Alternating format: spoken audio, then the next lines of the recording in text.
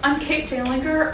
I work in Wellesley's Career Education Center with a whole group of fabulous folks who are interested in helping you make the best possible use of opportunities here at Wellesley and beyond, and explore options and think about what you might like to do, whether during an internship or actually career-wise later on. Kudos to all of you for being here today. And for taking first steps in this. I have the great pleasure of working particularly with students and alumni of Wellesley applying for scholarships and fellowships and various kinds of amazing funding opportunities to make things happen. I'm joined with my colleague. Can I ask you to introduce yourself, please? I'm Kate Robertson. I am the program manager and I work with Kate. Yay. Fantastic, yay. And I've been doing advising for more than a decade and have been working with Truman for not quite that long, but almost. So, and it's a scholarship that's near and dear to my heart, so I'm delighted to see you all here today to learn more. I promise not to put anybody into a headlock and make you apply it just because you've come today, or, as I said, to make you answer any of the questions on the handouts that I hoped that you got. Can I just ask before we jump in, how many juniors are in the room? All right, sophomores? First years? All right, yay. Planning ahead is good. Learning about options is fantastic. You know, and I mean this for the sophomores as well. Hopefully no seniors in the room, right? Excellent, good. So, the good news for all of you, whether or not you choose to apply for the Truman, whether or not you win the Truman Scholarship, is that there are more scholarships for graduate and professional study out there than you might think. But you should explore your options early and plan ahead. This is one of the nice things about Truman, is that if you're thinking about Truman, you're already, by definition, planning ahead, which is fantastic. What you don't want to do is wait until you've gotten into a graduate or professional program and then look for funding. For the most part, you apply for scholarships either about the same time as you're applying for graduate programs, or a little before, or in some cases even once you've already begun a program. But planning ahead is key because it means you don't miss out on things. I'm going to dig into some more things about the particular scholarship mentioned online in just a moment.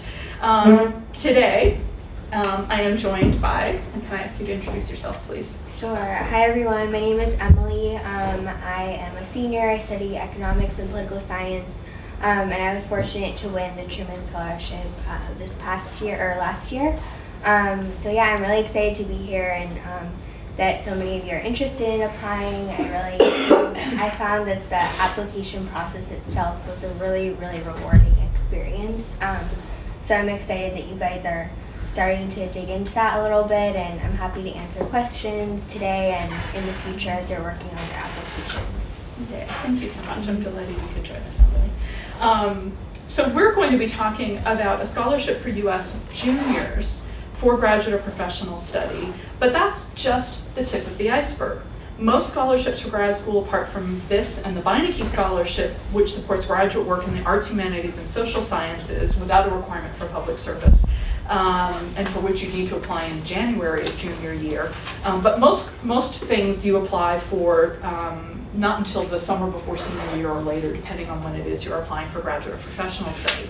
And by the way, there are all kinds of options for international students at Wellesley too. Even if they're not eligible for the Truman, there are lots of fabulous options for you if you are an international student at Wellesley. And I'd be delighted to talk over the particulars, as well as directing everybody to the terrific resources on the Career Education website, including one resource that boils down my more than a decade's worth of experience and advice on searching for scholarships for graduate and professional study, but there's also all kinds of other good stuff in there.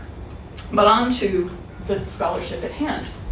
The Harry S. Truman Foundation, and this is a screenshot of their fabulous website, which can be found at truman.gov, so it's easy to find, supports the graduate education and professional development of young people committed to public service leadership. The scholarship provides funding towards senior year and a graduate or professional degree of your choice to the tune of some $30,000. So it's worth throwing your hat in the ring for this one. More importantly, in some ways, it also offers mentorship and an extraordinary network of like-minded Truman scholars, past and present. It's an amazing opportunity. And if you're curious, I'm sure Emily would love to talk more about how she's already become part of that network. Who's eligible to apply? You need to apply during your junior year. You need to be a US citizen. If you're a green card holder or applying for citizenship, you need to be a citizen by the time of award, which would be in about May of your junior year. Again, international students who may be listening, there are lots of scholarships for you too, and the good news is they have later deadlines. Eligible for the Truman also are students with a track record of campus or community service, students who are committed to careers in public service. Okay, I keep saying in connection with Truman Public Service. What exactly does that mean? Okay, this looks really small even on your screen, so you may not be able to read it. But the good news is they define public service very, very broadly. I once had it described by somebody at the foundation as basically if you're planning to work for an institution whose website ends in .gov, .org, or .edu, you're probably eligible for the Truman. This is a screenshot from the really helpful FAQs on the official Truman website, which has all kinds of good stuff, including how does the foundation define public service? It defines it as employment in the government at any level or in the uniformed services, public interest organizations, non-governmental research and or education organizations, public and private schools, public service-oriented nonprofit organizations such as those whose primary purposes are to help the needy or disadvantaged or to protect the environment. Are certain degrees given priority? Can I apply for the Truman if I'm considering a degree in, say, medicine or the physical sciences? Yes. Most Truman Scholars seek JDs or master's and doctoral degrees in public administration, public policy, public health, international relations, government, economics, social services, education, urban planning, conservation, and environmental protection. However, some scholars have pursued medical, physical science, or even business degrees. The trick is you need to be able to demonstrate clearly and persuasively how the degree program you're proposing is going to prepare you to do the kind of public service work that you're saying in the application you want to pursue. When you're applying for any scholarship, you're basically asking the committee to make an investment in your education, showing them how that's a good investment that's actually going to help you attain your goals and hopefully goals that are in line with the mission of the scholarship. Always a smart thing to be able to do. Does the foundation prefer people who plan to do policy work over those who wish to provide direct services? No. It's really up to you where you think you can make the best difference given your interests, skills, inclinations, abilities, etc. Bless you. Does the foundation prefer people who plan to work on domestic issues over international issues? Nope. Either way. So again, very, very broad definitions of public service, lots of options. And you can read a lot more, again, on the really helpful website, which has all sorts of things, including videos and advice for applicants, including sample essays. Speaking of which, what exactly is involved in applying?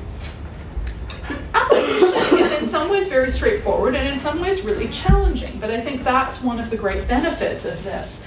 We'll dig into the details in a few minutes. This is just a quick overview. For the campus committee, they'd like to see a CV or resume, unofficial college transcripts, so you can pull an unofficial Wellesley grade report. You don't have to spend any money for a Wellesley transcript. If you transferred to Wellesley or did study abroad in sophomore spring or something, it'd be really helpful at least to have unofficial copies of those transcripts at the time that you apply. You need 3 letters of reference, not 8 or a million, 3, which I promise is manageable, and we'll talk more about that in a moment.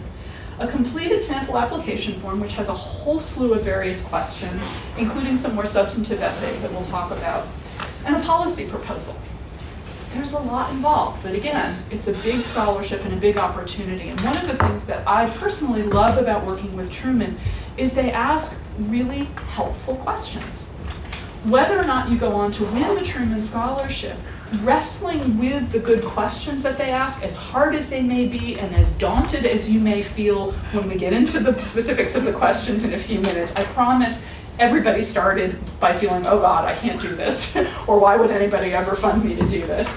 But again, wrestling with those applications is really useful and productive because it helps you figure out, what do you really care about? What do you really want to do in the world?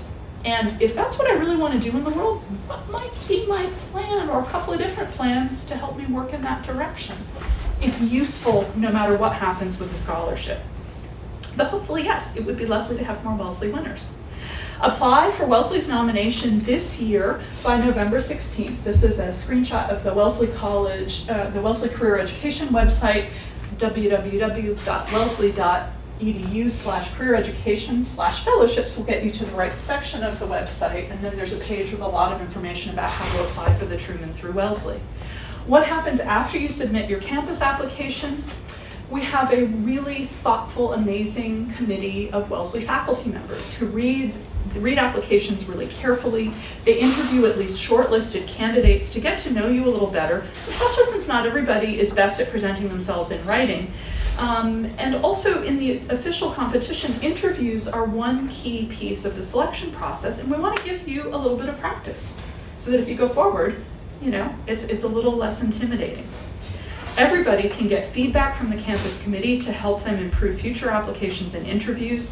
And the normally up to 4 applicants Wellesley may nominate for the Truman every year with possible extra spots, especially for transfer students. Nominees will be able to refine their application materials over winter break with the benefit of advice from the committee before submitting the final versions of their applications by early February. After the national deadline in early February, regional committees across the country review all nominated applications and invite shortlisted finalists to interview in cities across the country. Fear not, if you get invited to an interview, Wellesley is delighted to help make sure that everybody can go regardless of financial circumstances, so don't let that hold you back. Interviews typically happen during March and early April, and scholars are announced in mid-April. Truman Scholars attend a leadership week in late May, and you should totally ask Emily about that later because it's a whole lot of fun. Or do you want to say something at least briefly now? Oh yeah, so it's in Missouri, which is where Harry Truman grew up, and it's a week where at the end of the week we get presented like our official certificate at the Harry S. Truman Library, but throughout the week we just really bond with the other Truman Scholars. We hear from graduate schools and about kind of career development, but really I think in that week I realized that this award is so much more than graduate school funding. It really is a network and a cohort of like-minded people, and I really I couldn't believe how close I grew with the other winners in that short week, and just that we're so grounded and very all wanting to do different things, but grounded in a shared set of values that are really meaningful to all of us. So it's really amazing to get to know everyone during that week. So I'd love to talk more about it if you have questions. I think I remember you saying at the time, oh my goodness, I found my people. Yeah, really, I did. I felt like I found my people. So if you're looking for your people, apply for the Truman. And I hasten to add, again, I've been working with Truman for a long time. This doesn't mean that everybody holds the same opinions about things or comes, votes the same way in elections or any of that. Truman Scholars vary tremendously, but they share that passion for service and that commitment to doing hard work to make change happen in the world. And that is universal regardless of anything else. And it is always true of Truman Scholars, and I've always loved the Truman folks. And in fact, it's, okay, so Emily just did her leadership week this summer, but people maintain those relationships over time, which is one of the really cool things about the scholarship. So that's a great benefit of this. Let's see, in a given year, the foundation hopes to name at least one scholar from each of the 50 states based on where nominees are legally resident, and we can get into the nuts and bolts of that individually, so don't worry. But also they want to name scholars from the District of Columbia, Puerto Rico, and the islands, which include American Samoa, Guam, the Commonwealth of the Northern Mariana Islands, and the Virgin Islands. Each year, the foundation receives something like 600 nominated applications. Last year, however, it was something like 750. And they award approximately 55 to 65 scholarships each year. Don't let the numbers worry you. Emily beat them, you might. And as I said earlier, everybody starts where you are now, thinking, oh gosh, I don't know about this. I can't remember the last time I worked with an applicant for the Truman or any other scholarship or fellowship who came in saying, yep, I'm actually going to get this, no problem, I'm not worried about that at all. Most people come in saying, I came because somebody made me, or like I buttonholed somebody in the corridor somewhere. I'm incorrigible, I apologize in advance. And I'll pitch things to people, and I'll make them come and have conversations. Please don't just rule yourself out as a candidate for something without coming to talk to me. I'll be honest, if I see an obstacle or that you're applying for something that I'm not sure is a good fit, I'll let you know so that you can make a good and informed decision for yourself about what to do with that, and I'll brainstorm what to do with that about you. On the other hand, if I say, no, every fellowship is competitive, but I think it would be worth your while to apply for the Truman, I really mean it. I see something in you that feels like a good match for the fellowship. As I say, I'll be honest, so don't worry about that. And in fact, Wellesley students have won before, not just Emily, but we also had Caitlin Campbell, class of 17, win when she was a junior, and it happens on a regular basis. So be bold. You might be one of Wellesley's next Truman Scholars. The other thing is that even if you don't win the Truman, as I said, the application process itself can be a really valuable thing, and Emily mentioned that as well, and it's not just because I brainwashed her, though you've probably spent way too much time with her. But again, most folks don't get the first thing for which they apply, whether it's a fellowship or a job or a college place. Everyone can gain valuable experience from each application and valuable insights into who they are and how better to make a case for themselves. That you gain practical skills in terms of writing a persuasive case for yourself and doing an interview, which is going to stand you in good stead going forward, even if you never apply for another scholarship again. You'll apply for jobs. You may well apply for graduate professional study, hence your interest in the Truman. All of this is grist to the mill and is useful experience. The other thing is that, capable as you all are, you don't have to go it alone. There are lots of folks who will help you along the way, and finding the team that's supporting you and realizing the depth of their support is one of the great things about applying for the Truman or another scholarship or fellowship, whether or not the fellowship application actually goes anywhere. There are folks all across campus and beyond who will support you in many different ways, which will be helpful going forward no matter what. This is indeed part of the career education staff, and we are absolutely here to help, but we're not the only ones. On the other hand, we do have what we hope will be a very helpful website with all sorts of fabulous resources to help you apply to graduate school, explore different careers. If you click on career communities, you'll find all sorts of information about resources for people interested in careers in different fields, and about the career advisors for different communities. Pictured here is Frances Adrololo, Wellesley class of 8, who is our advisor for tech engineering and physical sciences. And yes, you might actually be talking with her about your career strategy, plans for grad school, etc., if you're considering applying for the Truman. Although Emma Cutrufalo, who advises on careers in government, international affairs, and law, probably does talk with more Truman candidates on average. Again, they define public service really broadly, so don't feel unreasonably straitjacketed. We have advice about applying for graduate and professional study, on searching for scholarships, as well as all kinds of other things. As you're exploring different fields and building skills, why not look at internships or events listings to hear from alumni in different fields, or to check out workshops. I am in fact doing a personal statement workshop in this very room tomorrow afternoon at the same time. Can't make it? Again, another lunchtime sacrifice. Don't worry, there's a recorded webinar available on our website, and there's so much more. Not least of which, in fact, is information about civic engagement, which many of you may already be involved with since you're interested in public service. Of course, it's not the only way to get involved with service, but there are amazing resources offered through civic engagement, and again, Emily could speak to those. If you're looking for ways to prepare for a career in public service, don't forget that civic engagement offers a lot of opportunities to get involved with and learn from local communities, plus programming to help you build your skills so that you can do the kind of effective work to which you aspire and do it as well as possible. For the Truman, what really matters is commitment to service, a track record that demonstrates that in some way, shape, or form. And something that may be a little bit harder for you to demonstrate in yourself apart from in your track record, it may be something that you ask letters to help you demonstrate. But they're looking for people who have potential to be agents of change. Not just folks who have bright ideas, but folks who can actually turn a bright idea into tangible change in the world. They're looking for people who can spot a problem and make a difference. Grades are not really the focus of the Truman. Yes, it's a scholarship for grad school and you need to be able to get into the kind of grad program you're proposing, but that's about it.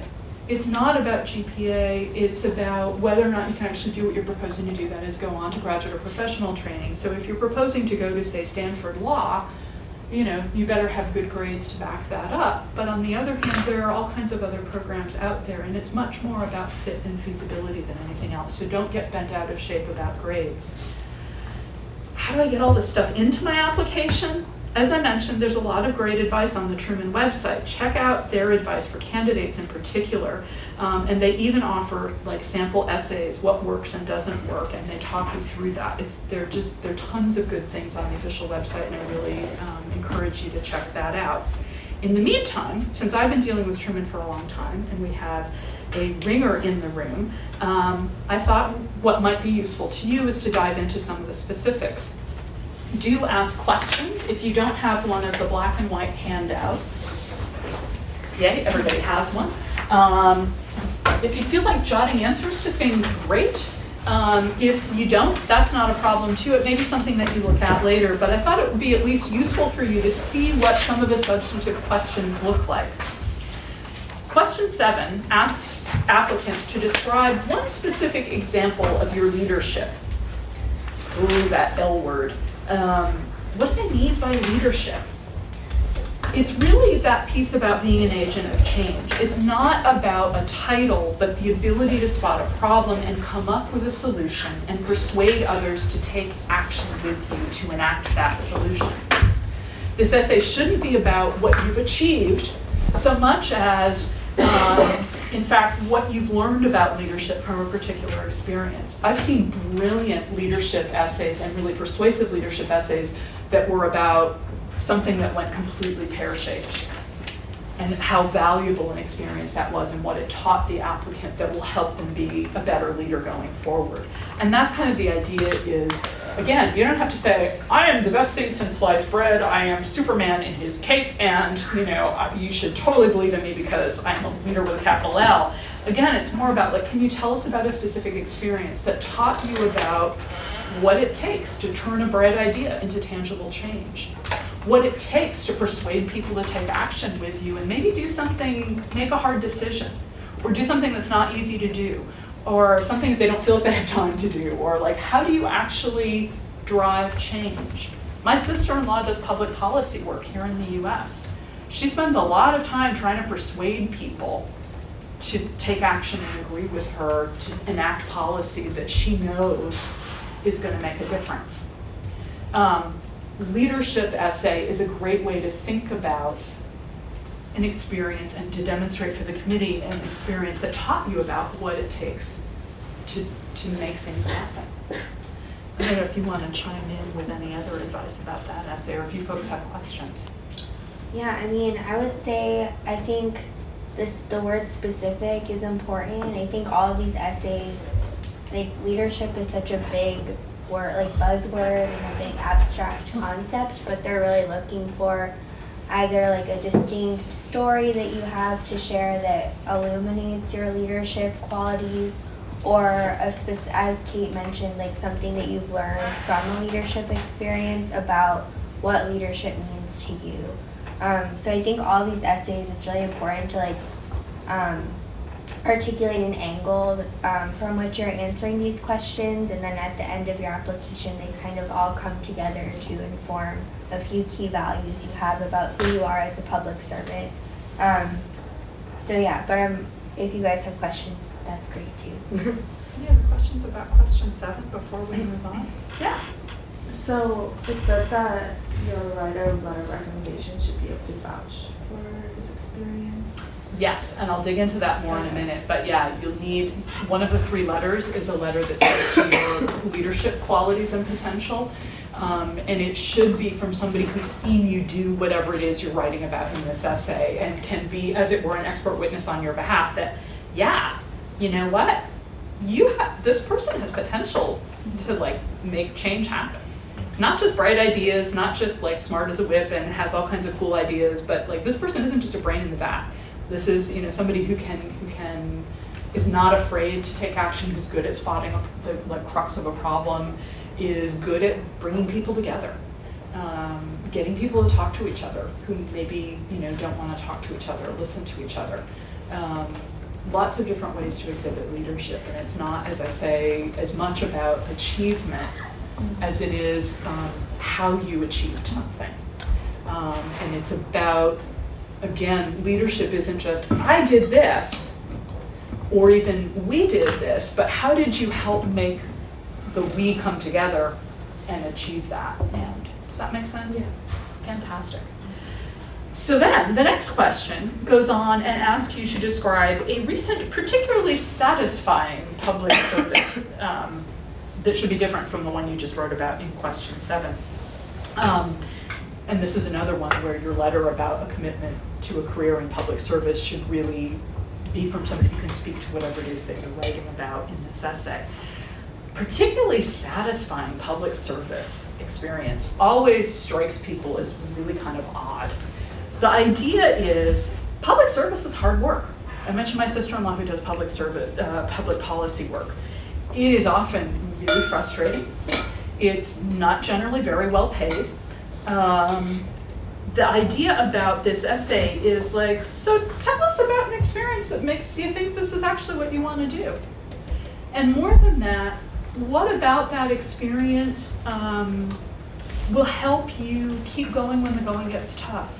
What about it was satisfying, feeds your heart, your soul, gives you the energy to keep going and keep doing this, makes you think that service is the thing that's right? And even though, yes, they're going to read a lot of public service essays just the way they're going to read a lot of leadership essays, everybody comes to these things from different angles and has different experiences to relate and takes different things away from that. What makes an experience satisfying for one person is not going to be the same as what makes it satisfying for another. Again, it doesn't have to be huge. I once saw a beautiful essay about a really small blood drive that just really changed a small community and the way that they thought about taking care of one another. It was really small, but it was something that really made a difference in that student's life in terms of thinking about, oh, maybe this is something where I can make a difference in the world, and this is something that, yeah, makes me think I want to do more of this. Again, it should be more an illustration of why you're choosing public service. There's no right or wrong answer necessarily. It's whatever is the right answer for you. Anything you want to add? I don't. Yeah, I think this one, it is important to get at, like, as you said, what kind of feeds your soul.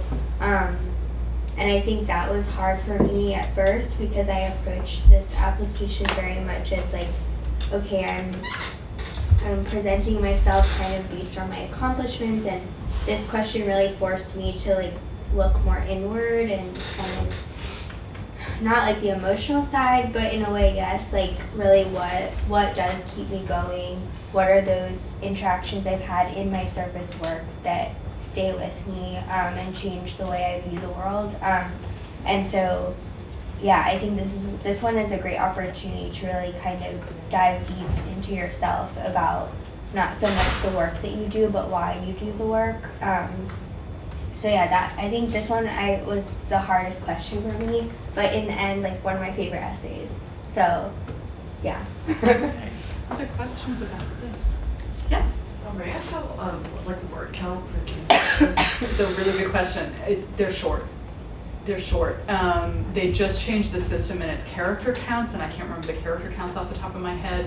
But if you look at the sample application online, it has to fit within a not very big box. They're pretty short, in fact. I want to say probably something like 250 words. Short. They're each like a paragraph, which is also hard. Like, make sure you give yourself time to edit, because like that was also challenging, is making sure that the character count works. One of my essays was like exactly the character count. So yeah, and that's also just challenging. Punctuation. Yeah, it's like that's challenging to kind of boil these experiences down to brief statements, but start big and then you can edit yeah, down. definitely. But yeah, fantastic. Really good questions. Keep asking. So the next one has asterisk by it on the handout because question 9 is really the key question around which the whole application hinges. You are asked to describe the problem or needs of society you want to address when you enter public service. And then there's this parenthetical thing, if possible, use statistical data to define the magnitude of the problem, which sounds terrifying if you ask me, but I'm not so good with statistics. That may be the largest major on campus, but yeah, wouldn't have been my choice, so I apologize for that handicap. What this is really about is not just when you enter public society, what are you going to do right out of school? It's a big picture question. What is the problem or need of society that makes you want to be a public servant? Some big name scholarships and fellowships ask big questions like, what do you hope to be remembered for? Or what's the piece of the world fight you want to fight? Or what do you want to do with your life, essentially, and why? And this is Truman's iteration of this, but asked, I think, in a much more helpful fashion, because it asks you to think about the problem or need that you want to address. So beyond just public service or helping people, what's the thing that like makes you want to take action? I can't sit home and not do anything about this. I can't just have a cushy life. There are lots of things that you can do that are easier than public service. Why choose public service? What's the problem or need that really drives you? And to the extent that you can focus that in and it can be big picture, but to be able to say, and here's, again, some statistics or other things that help focus the way you're thinking about this, that show the importance of what it is that you're doing. Statistics are really good for that. This is a really helpful thing in this. It's okay if you're not 100% certain right now. You apply in fall of your junior year.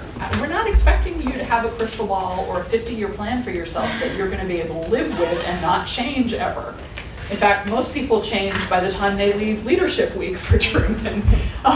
That's okay. What they want is your best, most thoughtful answer as of this moment in time. Again, things can change. And what you may want to do as you're trying to figure out the right answer to this question is to try different things. I think it took you a little while, Emily, to sort of hone in. You had a pretty clear idea coming in, but it took you a while really to sharpen the focus on that essay. Yeah, I think, so I wrote mine about affordable housing and homelessness, and I think this, like, the application overall is really extremely holistic, and so I think while the previous 2 essays kind of inform your approach and your kind of style as a public servant, this essay really narrows down, okay, what are you going to do as a public servant? And then the following essays are kind of based on this issue lens through which you're doing your work. What are the graduate schools or courses or career paths that you require to actually do that work? So then all together, it's this like total view of you as a public servant. So I think when you're thinking about the issue that you're most passionate about, it really is important to have a clear issue that drives you. Like, that was what was so interesting when I met all the other Truman Scholars, was that they all did have a clear issue that they're passionate about. So I think that's critical. And I think, but more broadly, it's just kind of figuring out how your experiences inform this issue that you're so passionate about, and then what do you require from graduate school and other opportunities to make it happen. So I would encourage you throughout your essays to really think about how they all come together. I think like the cohesion of that application is really important. Yeah, and again, question 9 is really the one that will make other answers shift a little bit.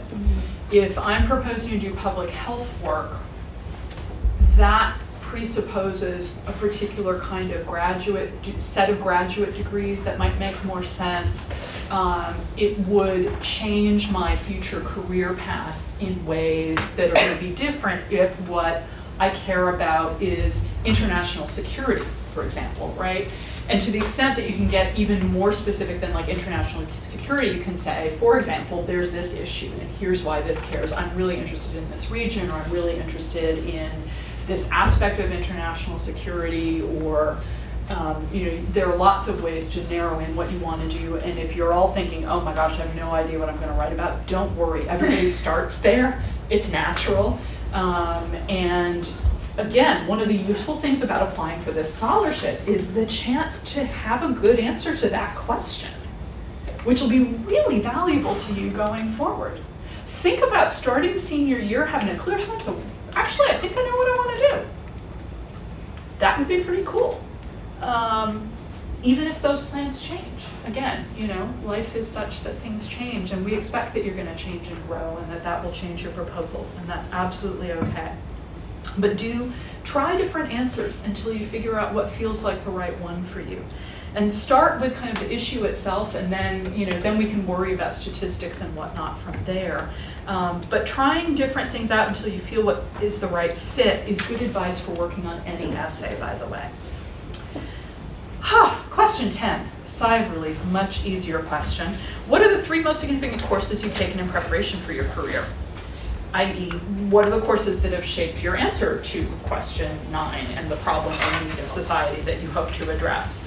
And what are the courses that have shaped your thinking about the way that you might be best suited to approach tackling that problem or need? And shape your thinking about what kind of graduate or professional study you might want to go on to. It's relatively straightforward. And again, this is also a good opportunity to think about what are some of the cool and interesting things that I've done that maybe don't sound as if they'd be relevant to something like this, but actually for me, this was a really important course. It can also open up cool opportunities in an interview. Because the other thing about an application is that it shouldn't just be a good application on paper. For something like the Truman, where interviews are important, the application, what you put on your application is like the first things that you say in an interview. That gives you power. Start those conversational balls rolling in directions that you would love to chase them. So it's up to you to choose, like, do you want to talk about this class or a different one with the interview? If you put it in the application, however small a detail, it's fair game. Somebody could ask you about it. So have some fun with this. What might be cool things to talk about?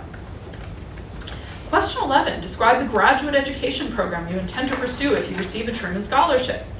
This isn't so much, when I go to X university to do Y really prestigious program, it's more, so why do you need a PhD, a JD, an MPP, whatever it is you're proposing to do? How is that going to help prepare you to do effectively the work that you've said you want to do in the world? What are the skills or qualifications, the degree, the piece of paper to persuade somebody to listen to you that you need to help you make the change that you want to happen in the world? If you do, does it follow on from your undergraduate coursework and other things to date? It should make sense. As a medieval historian, I could not possibly have proposed to do a PhD in astrophysics. Everybody would have laughed me out of town. Your proposal needs to, make sense. If you do specify a particular university or degree program, you might suggest a couple of different programs. You don't want to sound as if you're assuming you're going to get into any one particular program, but this is a chance for you to explain why you're interested in programs like this. I once worked with somebody who had a really beautiful, thoughtful set of essays about why the particular law schools the applicant was proposing, because of the kinds of clinics and orientation of that law school, that they were preparing people to do exactly the kind of public service work with exactly the kinds of communities that this person wanted to work with. And so that was a really helpful addition to the application. But for the most part, it's really what they're looking for is like, so why do you need a law degree? How's that actually going to help you make a difference in this field? What's the value of that? Then it gets tricky again, even more so than what are you going to do in graduate or professional school. What do you hope to do and what position do you hope to have upon completing your graduate studies? Again, nobody expects you to have a crystal ball. This question, even more explicitly than the previous one, is trying to see what you know about the realities of a career such as the one you're proposing. What does a path? What might a path for you in that career look like? And so thinking about that is really helpful. And one of the things that you can do is to think about that as kind of the next step in your preparation to tackle the kind of big problem you want to tackle in the long term. So, okay, even once you finish your graduate or professional training, what might be the next kind of job that you'd be looking for to help continue to build your skills and experience in interesting and valuable ways? And then question 12, what do you hope to do and what position do you hope to have, 13, what do you hope to do and what position do you hope to have 5 to 7 years later? Again and what's the next step after the one you were just talking about? It's more kind of what do you know about your field, what do you know about the kinds of organizations that do the kind of work that makes the kind of difference in the world you're hoping to make. What kinds of positions within those kinds of organizations might be feasible to you as you begin your career? It's much more kind of, have you thought about a concrete plan that might help you get where you want to go? Again, really useful stuff to be wrestling with regardless of what happens with a Truman Scholarship application. If you're all sitting here going, I have no clue, the good news is career education is full of fabulous folks who know a lot about career paths and graduate professional training in their particular fields. So if you're trying to figure out, gosh, I mentioned that I'm really interested in public health. Please, by all means, talk to Christopher de la Cerda about careers in public health and about degree programs and paths through that. Or talk with one of my other colleagues in career education. Again, they do pop-up advising. You don't even have to book an appointment. You can swing by. And most of my colleagues, unlike fellowships, are keen to get more people to swing by pop-ups. So you'd make somebody's day if you were to stop by and say, how do I get my head around this whole career strategy thing? We're here to help. You don't have to do it alone. And again, Truman's just it's not looking for that, here's what I'm going to do and I'm not going to change my mind, but here's some possibilities. Here's what I'm thinking about. This is a productive process. So again, if you start with the career education website and check out events listings for pop-up hours and workshops and so on, that's a great place to begin. I know we're running out of time, and I promised we'd talk about letters. 3 letters. One that speaks to your leadership potential and abilities, and again, it should be from somebody who can speak it firsthand to what you've described in question 7 on your application. And if you look at the handout, I give you the kinds of prompts that the recommenders are given when they're asked to write a leadership letter. So you want to think about who's in the best position to be an expert witness on your behalf to speak to your leadership abilities. Who can throw the weight of their experience and their expertise behind your application and, so to speak, blow your horn for you. That's the good news. You don't have to do it for yourself. Your recommenders, that's their job. So think carefully about who might be the best person to help make that case. Letters, especially for a very competitive national fellowship like the Truman, will be stronger and more persuasive if they don't come from peers, which I know can be difficult when so many organizations are student-run. But if you think about it, this is not to knock your peers who are amazing at all.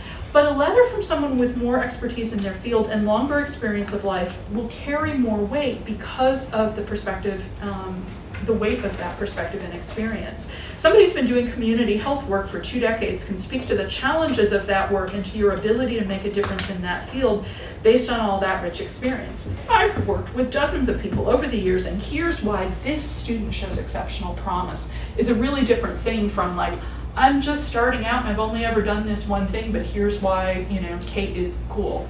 And not, again, not to knock peers, but it's a different letter. You want to bring out the big guns for the Truman, right? So be creative about that. It's also, we can talk about if, it's really your most significant leadership experience has been with a student org, maybe there's a mentor with whom you've talked over challenges, who's helped you learn and develop and become a stronger leader. Maybe there's a community partner who is, for want of a better word, a grown-up, who has some of that weight of experience and expertise and can write a really beautiful letter. Speaking of community partners, it's really helpful if at least one of your Truman letters comes from outside the Wellesley bubble.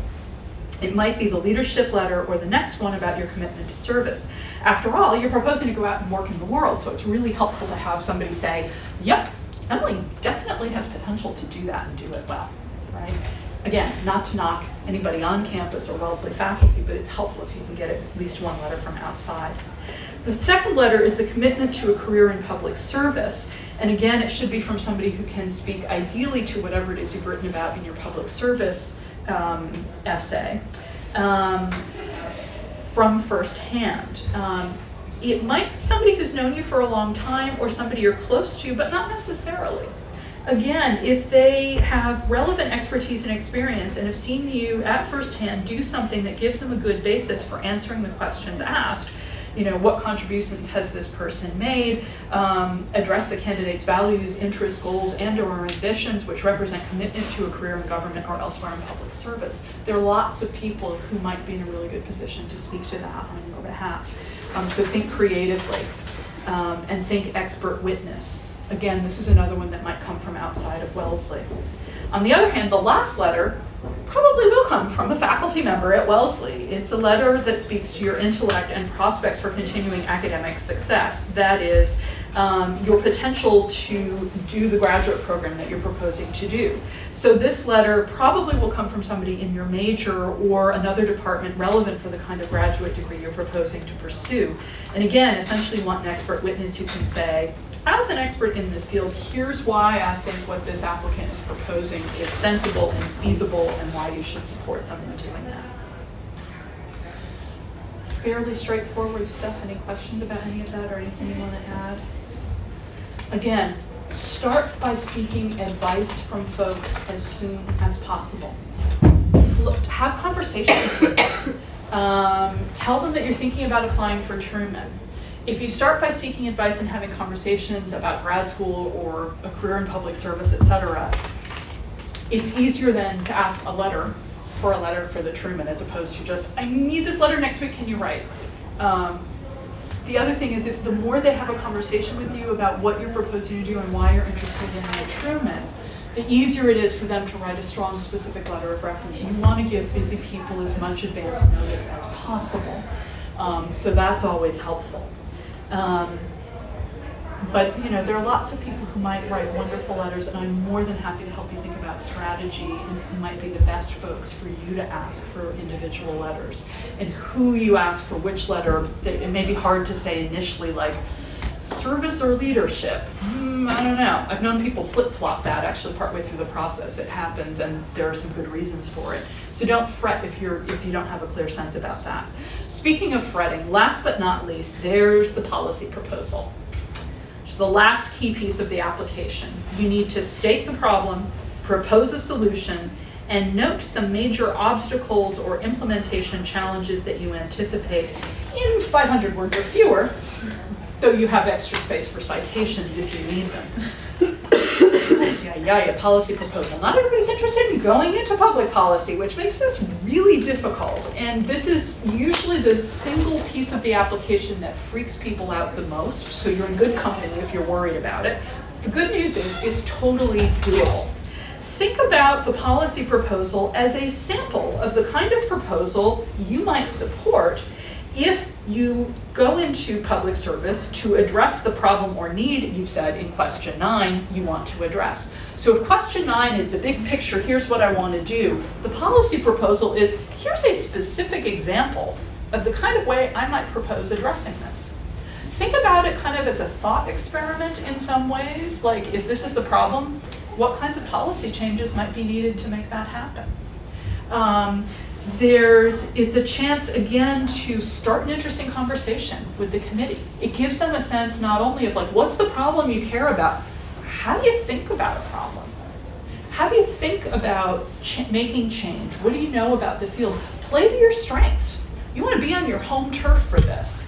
Even if there's a really important topic that you really care a lot about, if you don't know much about it, it's going to be much harder to write a policy proposal about that. Play to your strengths, as long as it's related, again, to question 9 and kind of what you're proposing to do in the longer term. It doesn't have to be a straight line. If you're not proposing to go into a career in public policy, like, you may never be in a position to make a policy proposal. That's okay. This is really more kind of a sample of written work as it is, and a conversation teaser for the committee that allows you to be on your home territory and feel comfortable when you're having a conversation about this. Remember that it's short. Don't drive yourself crazy with this. Do the best you can.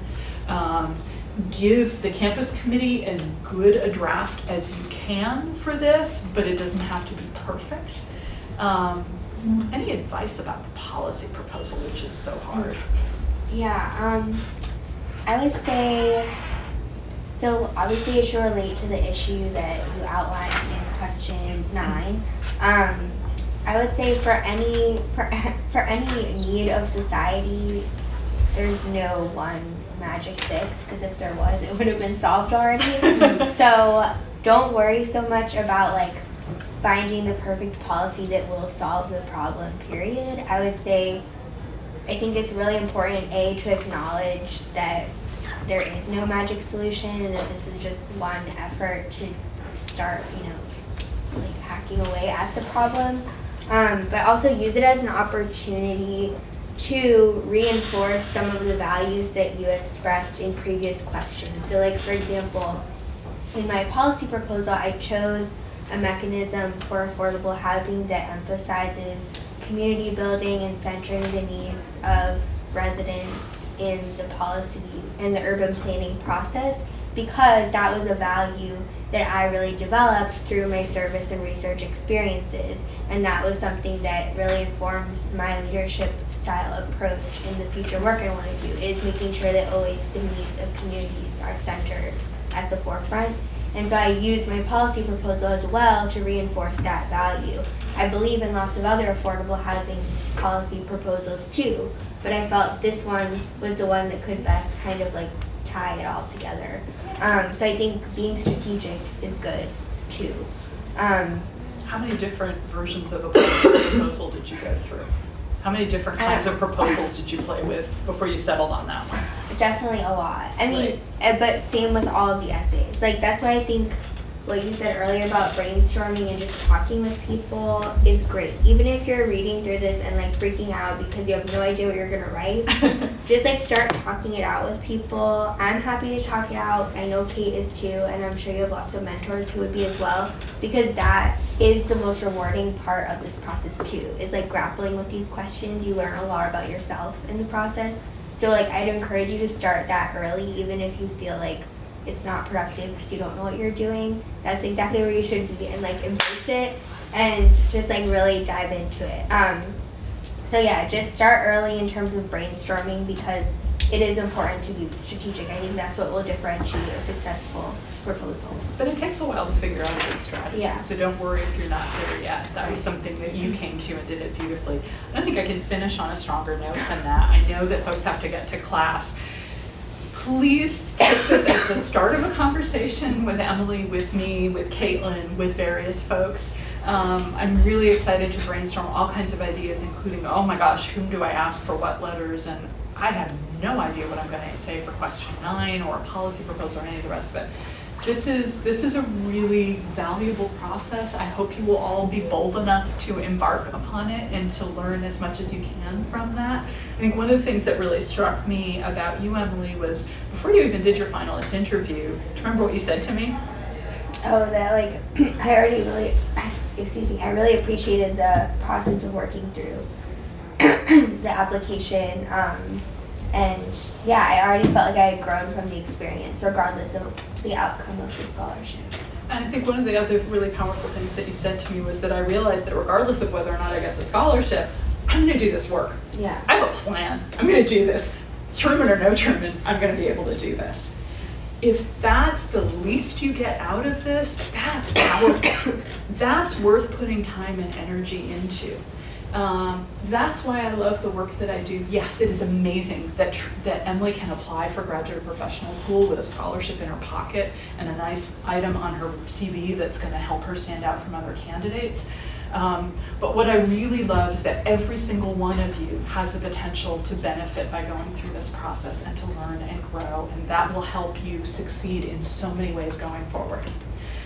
So thank you so much for coming and thinking about this. Before you go, if you're excited about some of these things, again, there are all kinds of scholarships and fellowships to help you get where you want to go, and isn't it a good thing that the chem labs at Wellesley no longer look like this?